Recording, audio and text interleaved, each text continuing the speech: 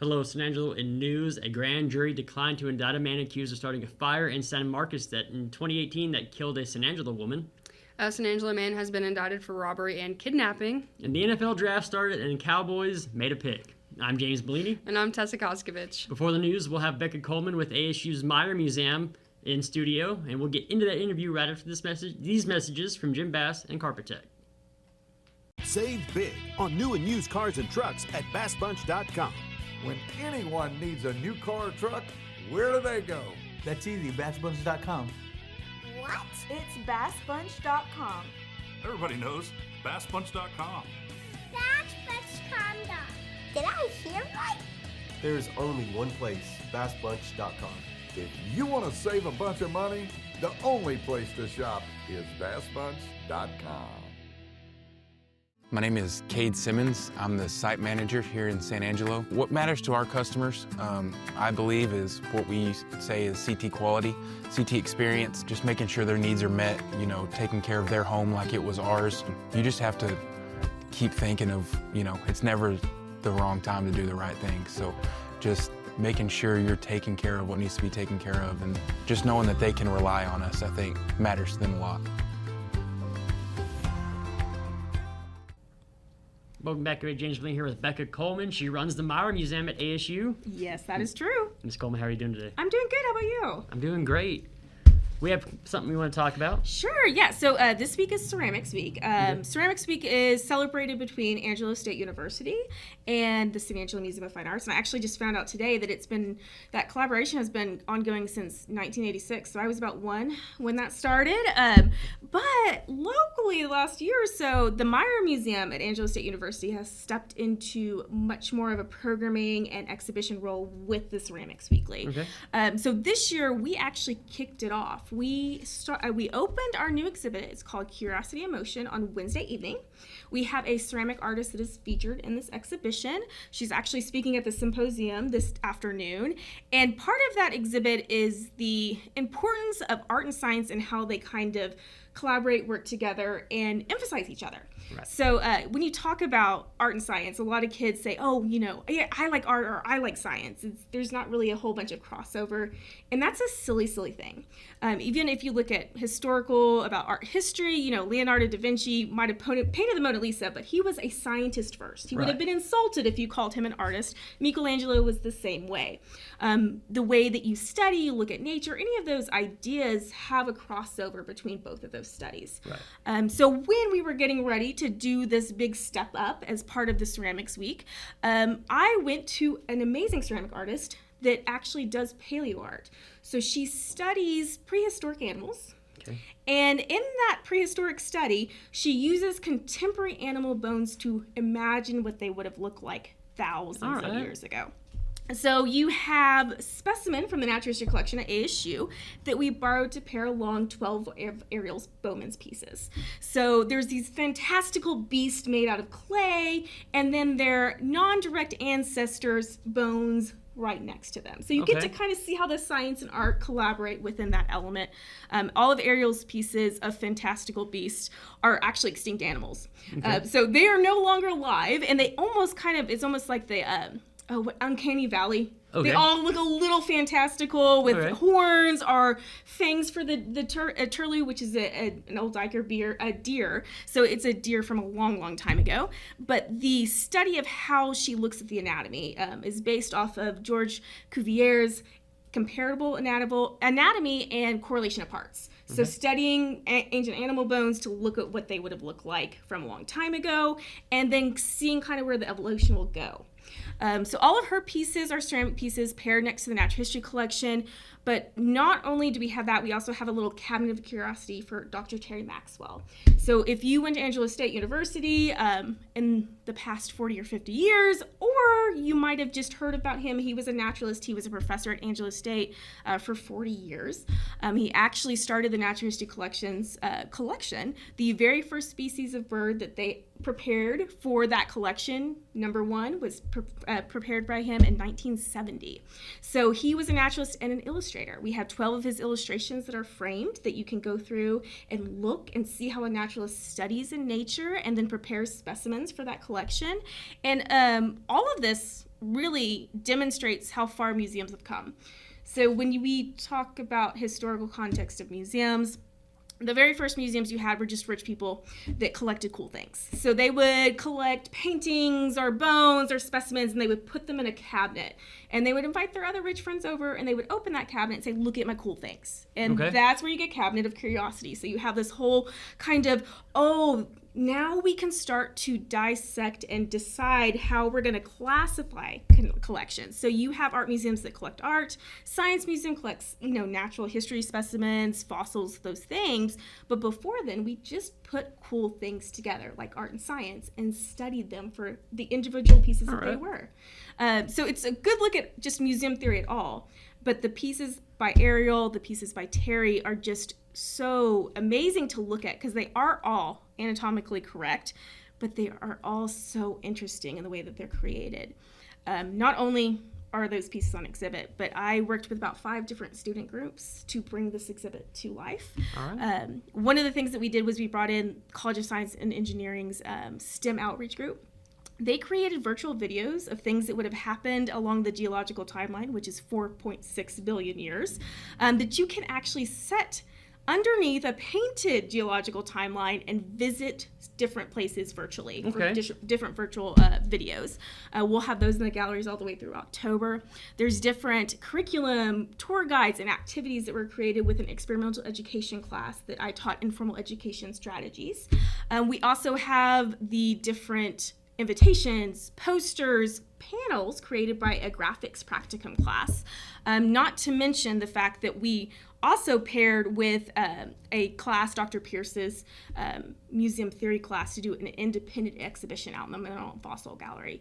So the Meyer Museum, while it has an amazing exhibit that you can just walk in and walk through and be engaged in, the fact that students helped put that together, students interpreted, students actually did advertisement for it.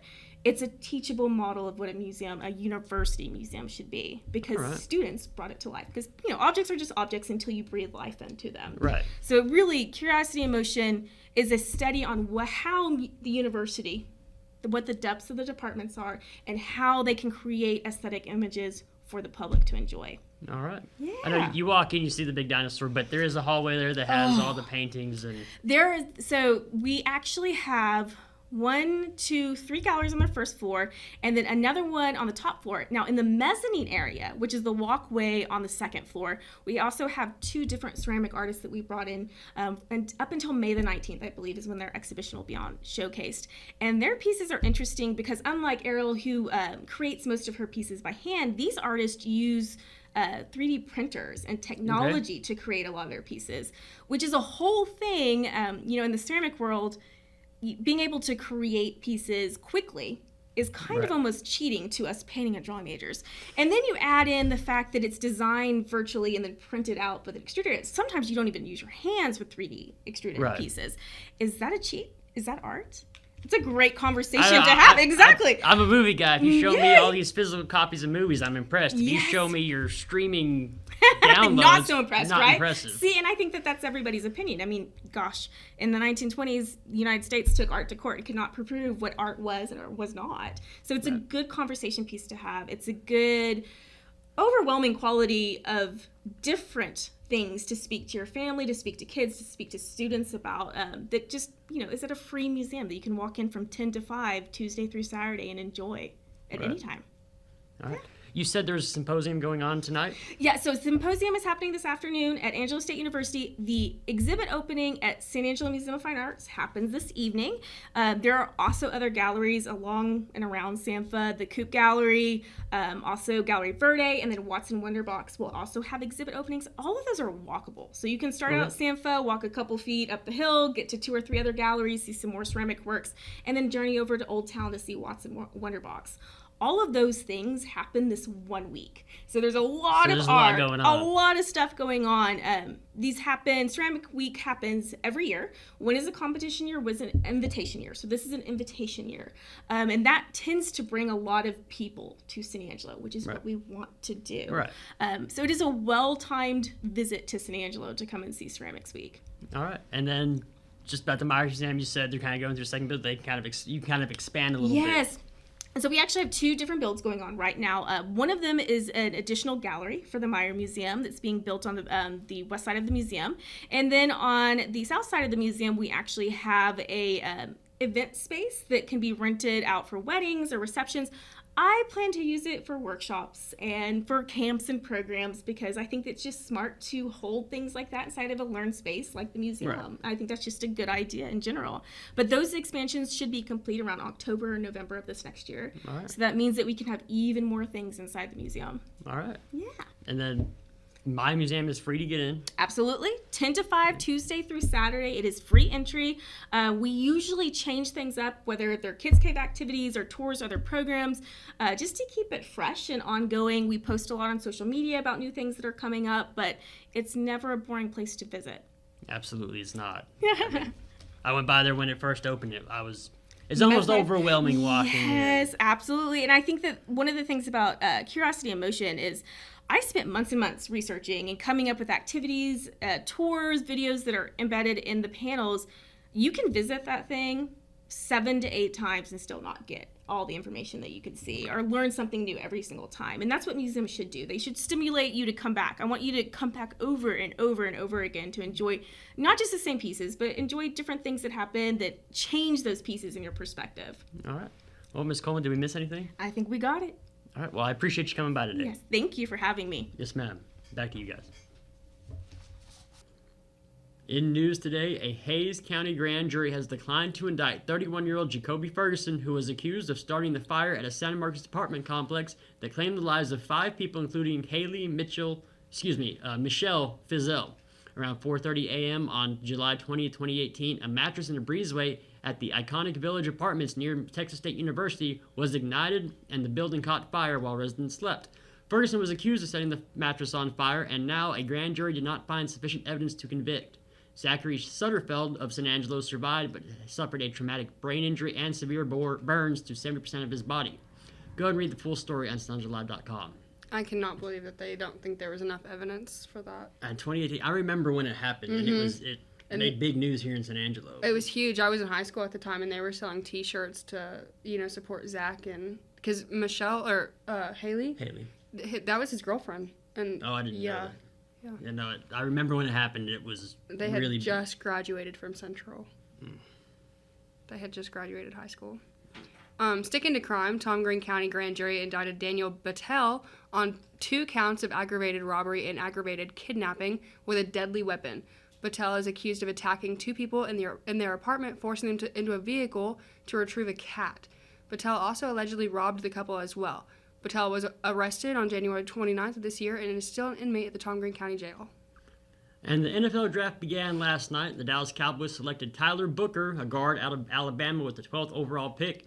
And I'm going to assume a lot of Cowboy fans did not like the pick. But new head coach Brian Schottenheimer, along with offensive coordinator Clayton Adams and O-line coach Connor Riley, are looking to run the ball more this year. Booker was one of the best guards in the draft and is a mauler. The second and third rounds of the draft are tonight, and the Cowboys hold the 44th and the 76th overall picks.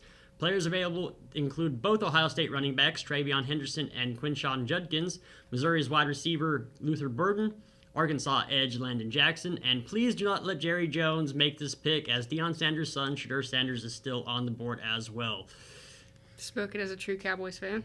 I've been saying the past few years, I want the old Jerry back. I don't want the old Jerry back right now. Just make a smart pick. You have Joe Milton as a backup to Dak. Make a smart pick, please. I think James might have a stroke. We'll get into weather right after this word from Jay Chandler.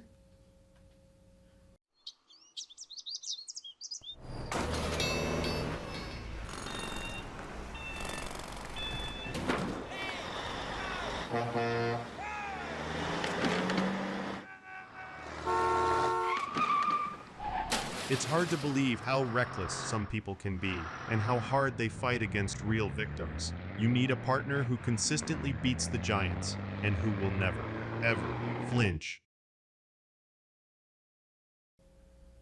Into weather, there is a 20% chance of storms, but don't expect anything rain-wise. It is currently a cloudy 79 outside with a high of 84 and a low tonight at 63. Over the weekend, it'll be partly cloudy tomorrow with a high of 83 and a low tomorrow night at 62. On Sunday, the clouds clear out and the high will be 89, and the low Sunday night will be 67. Monday we'll have a high of 89. In the afternoon, some clouds are supposed to roll in, and Monday night the low is 64. Tessa, this weekend looks pretty nice. Weekend looks nice, a little cloudy on Saturday. But do you have any plans this weekend? I do. I'm going to the Ted Nugent concert on Saturday. Out at Cooper's in Cristobal? Out at Cooper's. I'm so excited. You guys, when I say I have every single vinyl that this man has ever made, I love Ted Nugent. And one of them is signed. Oh, maybe you can get an interview with him. I'm going to try my darndest. Take your vinyls. Take your vinyls. See if you can sign the other ones. That would be really fun, actually. I'm going to try. I'll try. All right. I'll try to do it for the people. Yeah, do it for San Angelo. Right, I'm going to try. All right. We'll come back right after this word from Condos, Diamonds, and Coins. When it comes to unique pieces you can't find anywhere else, Condos, Diamonds, and Coins is your one-stop shop. With over 24 years in the diamond and coin industry, Condos, Diamonds, and Coins is West Texas's choice for diamonds, jewelry, coins, silver, and gold. Owner Bill Cano stands by his work and offers free consultations, including estate jewelry. Don't just trust anyone with your valuables. Come see the staff at Cano's at 1016 West Beauregard in San Angelo. Thank you for watching the Live Daily News Show. The only locally owned news show in the Contra Valley. Go like us on Facebook, X, and other social media platforms. And download the San Angelo Live mobile app. For the live team, I'm James Bouligny. And I'm Tessa Koskovich.